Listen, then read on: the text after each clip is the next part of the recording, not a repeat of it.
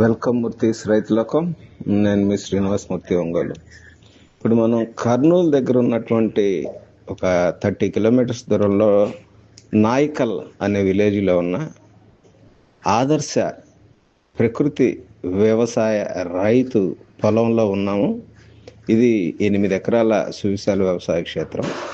దీనిలో సుమారుగా 75-80 సెంట్లలో poly net house అంటాం అట్లా వేసి ప్రకృతి సేంద్రియ వ్యవసాయ విధానంలో వివిధ రకాలుగా, అంటే సుమారుగా 10 రకాల ఆకుకూరలు, సుమారుగా ఒక 10 రకాల కూరగాయలు ప్రకృతి సేంద్రియ వ్యవసాయ విధానంలో మోడర్న్ టెక్నాలజీని ఉపయోగించి పండిస్తున్నటువంటి ఆదర్శ రైతు యొక్క ప్రకృతి వ్యవసాయ క్షేత్రం ఇది.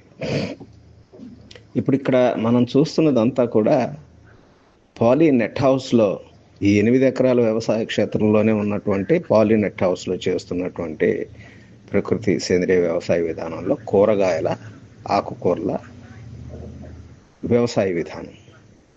ఇప్పుడు ఇక్కడ మనకి ఆకుకూరల విషయానికి వస్తే, ఇప్పుడు ఇక్కడ మనం చూస్తున్నది ముల్లంగి, రాడిష్. అట్లాగే దీని పక్కన ఎర్ర తోటకూర, రెడ్ అమరాంధస్ అని అంటాం.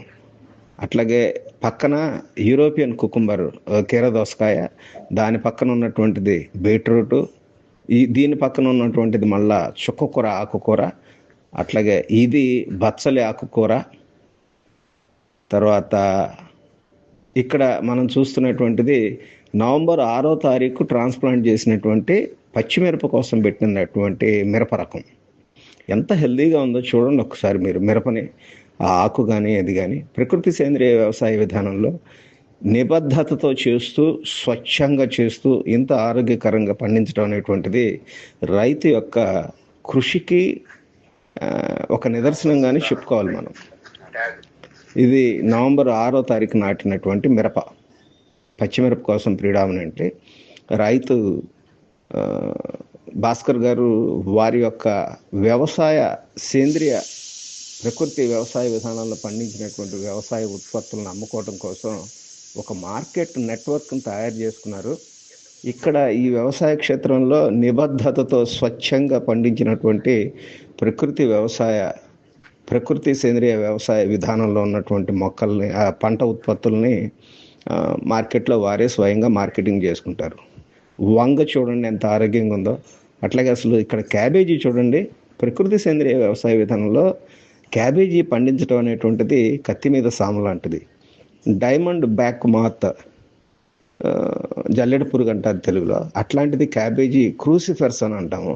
ఈ క్రూసిఫరస్ పంటల రకాలలో చాలా ఇబ్బంది పెట్టేటువంటి పురుగు అది. కానీ ఇక్కడ స్వచ్ఛంగా ప్రకృతి సేంద్రియ విధానంలో చేస్తూ కూడా ఎంత ఆరోగ్యకరంగా పండిస్తున్నారో చూడండి. ఇప్పుడు ఇక్కడ చూస్తున్నది మనం బీర.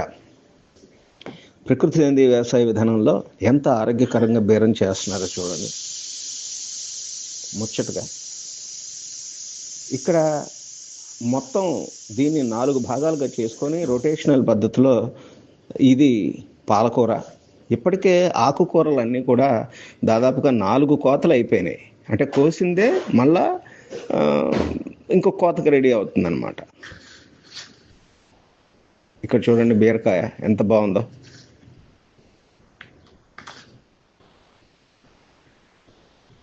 ఇక్కడ ఈ నెట్ హౌస్ని 4 భాగాలుగా విడదీసుకొని అంచెల వారీగా కొరత రానివ్వకుండా ఒకదాని తర్వాత ఒకటి పెట్టుకుంటూ, ఒక పంట అయిపోయేలోపు ఇంకొక పంట మళ్ళీ చేతికి అందించేటట్టుగా చేసుకుంటూ ముందుకెళ్తున్నటువంటిది.